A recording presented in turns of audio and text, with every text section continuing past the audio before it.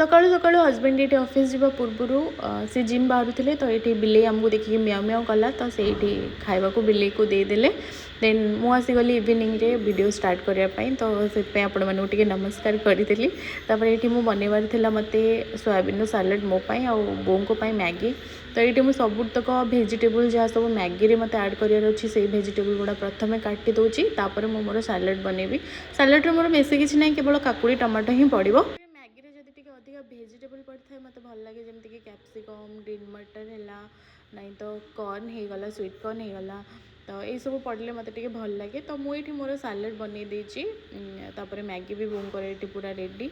मु सालाड धरिकी और बों को मैगी धरिकी जाकि ड्राइंग रूम में पहुँची गली बों को देदेली प्रथम मैगी खायापी तापर मुझे ये बसिक सालाड को एंजॉय कली तापर डिनर बनवार पाली आसीगला तो ये मत चकुली पिठा सहित तरकारी बनवार था तो आगुरी बैटर थिला फ्रिज रे रखी स्टोर करके तो ये मुझे डोसा स्टाइल बनवाई ट्राए करी फर्स्ट तो है एते बट